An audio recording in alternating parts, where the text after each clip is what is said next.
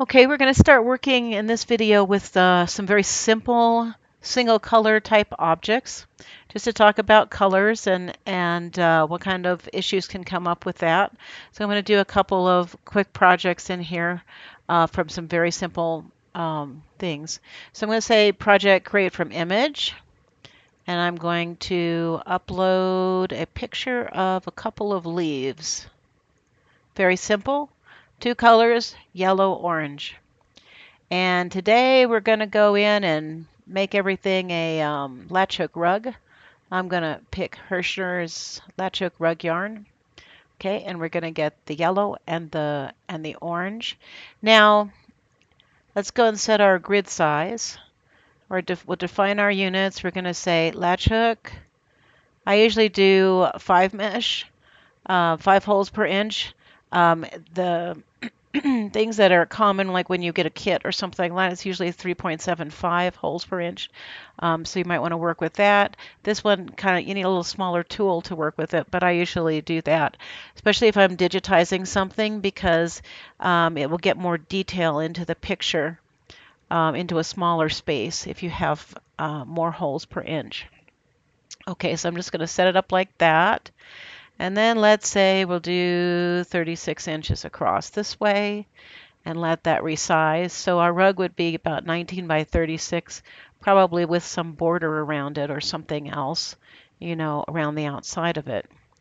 Let's just go ahead and not think about our colors over here because it's picking a bunch of colors. Let's just go and say create project. Okay.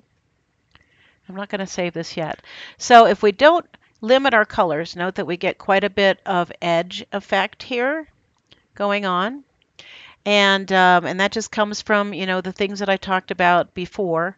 The fact that there are other colors being created around the edge of those objects in the original picture. There's very often colors there. And the other thing is that you're converting from one grid size to a different grid size. And so you might get something that has like this space out here, which has this, let me zoom in there, which has like there's some light orange in here, which is probably converting to a grid size, and it's got a little bit of the original orange in one corner of it and a lot of white. And so it's, coming up with something else. Okay, so the best way to limit that is when you're creating your image, pick your palette, set your grid size first, because this can have an impact on what colors show up here. So set your grid size first, and then go in here and look at these colors. Really, we got white, orange, and yellow. So if we should be able to set this to 3, and then we're going to have just the bright orange, the bright yellow, the orange, and the white. So we've got just those 3 colors. Now let's go out and say create project again. Okay, and now we've basically gotten rid of all those edge pieces and problems that we had here. I might go in and do that. And oh, actually there are a couple of yellows that are coming in around this orange leaf. I don't see any orange around that one, so it's just the yellows on this one. So there is another tool in here. I know we use the fill spatter and the fill spatter smooth. I was talking about those, but there's also something called fill edge. And what this does is it gets rid of all these little speckles along the edge of an object like this that you've digitized. And in order to use it, you have to pay attention to both the foreground color setting and the background color setting, because this tool is going to look for dots of other colors that are between the orange and the white, between the orange and the white. So this yellow is between the orange and the white. Okay, and I usually pick the color that I want to. I'm gonna fill with this orange. There's different ways you can do this, and there's I think another video where I talked about this particular tool when I added it. Um, that you can see. I think it's in the update videos in that playlist. But anyway, I'm going to set what I'm going to do in this demo is I'm going to just always set the foreground color to the one that I'm going to try and fill with. And then that works both if you have a mouse or don't have a mouse. So I'm just going to left click here in the orange with the orange color. So we're just going to do that. And notice that a whole bunch of these yellow colors just disappeared. Now the tool doesn't work too well. There's a couple of yellows out here. So it doesn't work too well on skinny lines or quite in in the corner of things. Like if there had been a yellow like right out here on the edge, it might have missed that. But it generally gets just about everything else. So that is a one-click way, if you know how to use this tool, to just clear up all those things at once, and then you're done. So basically, we've digitized this, and we did one click and a couple of cleanups over here, and we're done. So that's the way I would do that. Now let's bring up a different project, one that's got a little more colors that overlap in different ways. I have an owl in here. Let's just get that one. Okay, it looks like this. Here's our owl. And I think he's got like there's a green, there's a darker blue and a lighter blue, I guess shades of teal here, and then there are black eyes and a white background. So 1, 2, 3, 4, 5 colors this one has in total. So let's just put in 5 here, okay, and see what that comes up with. Okay. So we've got pewter for the eyes. That's where that's showing up there. If you put your mouse over the picture here, there's no way of enlarging this picture, but if you put it over, an area that you think is a certain color, and let it sit for a second, it'll pop up. Again, that's desktop.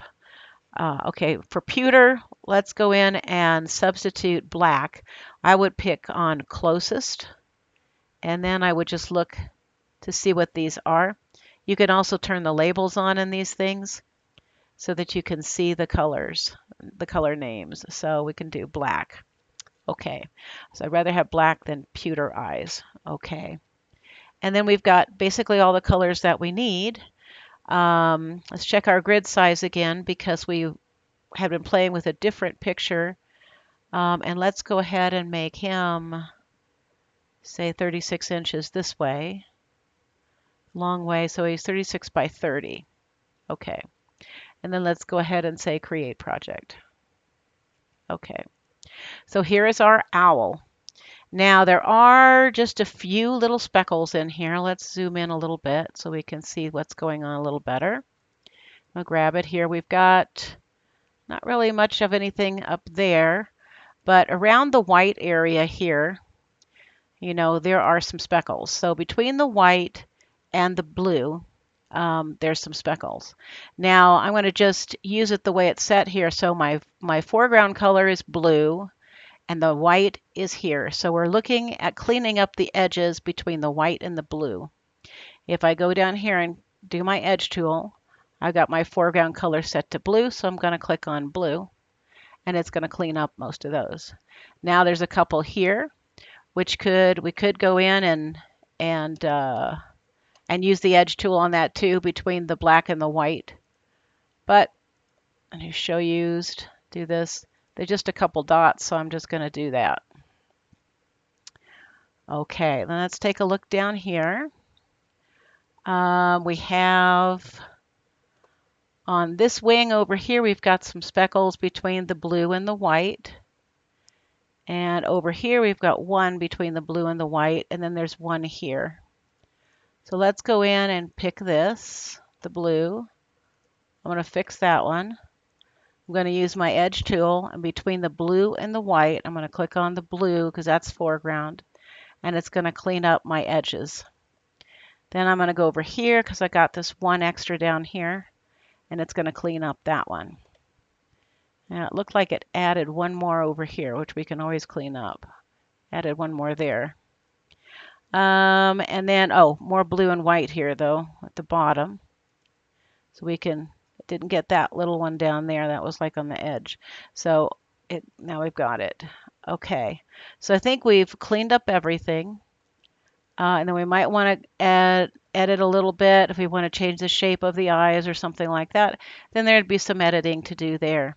If you want to jump back to zoom to show all, you click on this little picture up here, and that'll show the whole picture. If we want to go back, once it's got that little return on it, we can go back like that and go back to the where we had zoomed before. So you can go back and forth that way. Okay, let's turn our edge tool off. So that one should be done too. Okay, then we're going to do a couple more of these in the next video because it gets more and more complicated as the colors get closer together and that kind of thing. So I'll show you some things, for how to reduce your colors and that kind of stuff. So we'll just keep going step by step. Um, Thanks for watching. Bye-bye.